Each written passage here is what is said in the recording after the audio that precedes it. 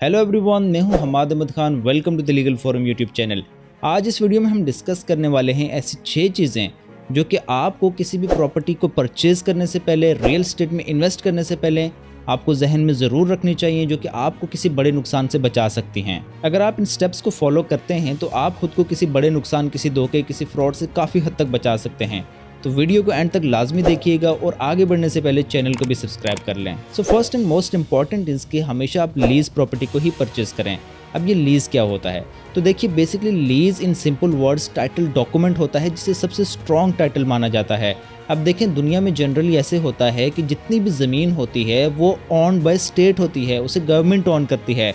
और पाकिस्तान में भी इसी तरह से है कि जितनी भी ज़मीन है पाकिस्तान में, ये सारी मलकियत होती है रियासत के मुख्तलिफ इदारों की। अब चूँकि स्टेट इस सारी ज़मीन को खुद इस्तेमाल करने से रही और आगे लोगों को भी नीड है, तो इसलिए रियासत जो ज़मीन होती है रियासत के पास, उसे फर्दर लीज आउट कर देती है for a certain period of time, जो कि जनरली 99 ईयर्स होता है। अब स्टेट के जिस भी इंस्टीट्यूशन या जिस भी अथॉरिटी के पास उस ज़मीन के इख्तियारात होते हैं, उस ज़मीन के राइट्स होते हैं, वो एक किसी शख्स को मुंतहिब करते हैं या किसी शख्स को जहाँ पे भी वो देने का सोचते हैं, तो उसके साथ एक डीड बना दी जाती है, जो कि उसके बाद उसका मालिक ही तस्वुर किया जाता है। अब रियासत का वो इदारा जिसके पास उस ज़मीन के हुकूक मौजूद हैं, वो किसी शख्स को आगे अगर लीज आउट करना चाहता है तो उसके लिए एक लीज डीड बनती है उस इदारे और उस शख्स के दरमियान। उसके बाद that person is considered as owner of that property, यानी कि उसे मालिक माना जाएगा।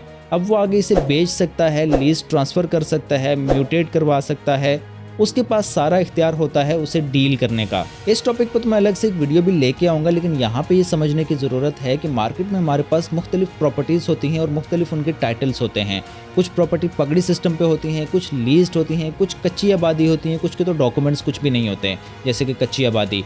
तो ऐसी सूरत में आपने ऐसी प्रॉपर्टी परचेज करनी है जो कि लीज्ड प्रॉपर्टी हो। सेकंड इसकी, जो भी आप प्रॉपर्टी परचेज करें, आपने उसकी चेन ऑफ डॉक्यूमेंट्स को चेक करना होता है। अब ये चेन ऑफ डॉक्यूमेंट क्या है? देखिए, बेसिकली प्रॉपर्टी लीज होने के बाद मुख्तलिफ लोगों के पास उसे बेचा गया होगा, मुख्तलिफ लोगों ने उसे ख़रीदा होगा। तो हर एक को जहाँ पे बेचा गया या जहाँ पे ख़रीदा गया, जो शख्स आपको बेच रहा है, आपने उस सब के डॉक्यूमेंट्स उससे लेने हैं कि आप सारी ट्रांजैक्शन देख सकें कि किसने किसको बेचा, किसने उसके बाद उसको बेचा और कहाँ कहाँ से बिक के वो प्रॉपर्टी उस शख्स के पास आई।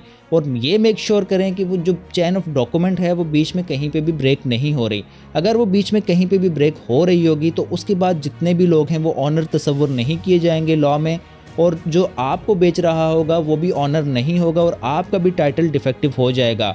बावजूद इस चीज़ के कि आपने पैसे दिए होंगे, आपने ख़रीदी होगी, लेकिन आप ऑनर नहीं होंगे according to the law. So property खरीदने से पहले आपने जो शख्स आपको प्रॉपर्टी बेच रहा है उससे वो सारे डॉक्यूमेंट्स लेने हैं, वो सारी डीड्स लेनी हैं, जो कि ट्रांजेक्शन्स जो भी हुई हैं till the lease of that property, ऐसी लीज तक जो कि किसी अथॉरिटी ने साइन की हो। थर्ड इसके डॉक्यूमेंट्स को, ये चेन ऑफ डॉक्यूमेंट्स को चेक करने के लिए आपने जितने भी डॉक्यूमेंट्स आपको प्रोवाइड किए जाएं, उन सब की आपने रेलिवेंट अथॉरिटी के पास, रेलिवेंट सब रजिस्ट्रार से आपने सर्टिफाइड ट्रू कॉपीज़ वहाँ पे अप्लाई करनी है और वहाँ से आपने सर्टिफाइड ट्रू कॉपीज़ लेनी है।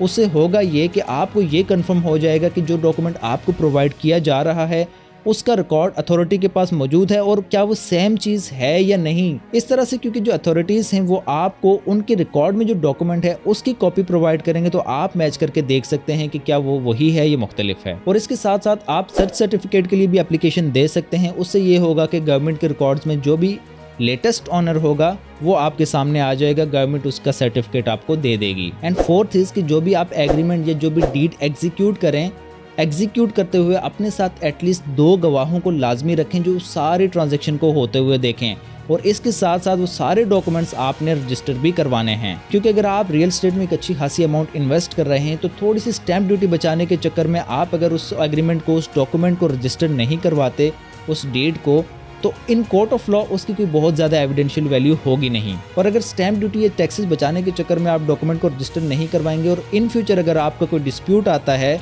तो वहाँ पे वो डॉक्यूमेंट आपकी कोई ज़्यादा हेल्प नहीं करेगा, क्योंकि वो अनरजिस्टर्ड डॉक्यूमेंट होगा, एविडेंशियल वैल्यू उसकी ज़्यादा नहीं होगी, और आपको अगर कोई क्लेम है आपका तो वो साबित करने में आपको बहुत ज़्यादा मुश्किलात पेश आने वाली हैं। और पांचवी चीज़ यहाँ पे ये है कि जो भी पेमेंट्स आप करते हैं, जो भी पेमेंट्स आपने किसी को देनी है या आपने रिसीव करनी है, थ्रू बैंकिंग चैनल की जाएँ।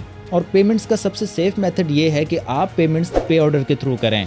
अब बैंक से ट्रांजैक्शन करने से होता ये है कि आपका एक रिकॉर्ड मेंटेन कर रहा होता है बैंक, और बैंक में उसकी रिसीविंग्स आ जाती हैं। आप बैंक के रिकॉर्ड से ये दिखा सकते हैं कि ये पेमेंट कहाँ पे गई है, कहाँ पे आई है। वहीं पे अगर आप कैश अमाउंट पे करते हैं तो उसका कोई भी रिकॉर्ड नहीं होता। और इसके अलावा आप हमेशा उसी शख्स को पे करें या उसी शख्स से पेमेंट रिसीव करें जिससे आपकी डील हो रही हो, या अगर किसी थर्ड पर्सन से अगर करना है तो आप अपनी डीड में, आप अपने एग्रीमेंट में उस शख्स को मेंशन जरूर करें जिससे आपने पेमेंट लेनी है या जिसे आपने पेमेंट देनी है। अब दोनों ही सूरतों में ये बहुत ही ज्यादा अहम है और दोनों ही सूरतों में आपने मेंशन करना है। Number 6 is the legal forum YouTube channel को सब्सक्राइब करें ताकि मजीद ऐसी इन्फॉर्मेटिव वीडियोस आप तक पहुंचती रहें जिनकी बेसिस पे आप सेफली इन्वेस्ट कर सकें। उम्मीद करता हूँ ये वीडियो आपके लिए हेल्पफुल रही होगी। अगर वीडियो पसंद आई है तो इसे लाइक करें और दोस्तों के साथ भी शेयर करें। मिलते हैं अगली वीडियो में, तब तक के लिए अल्लाह हाफिज।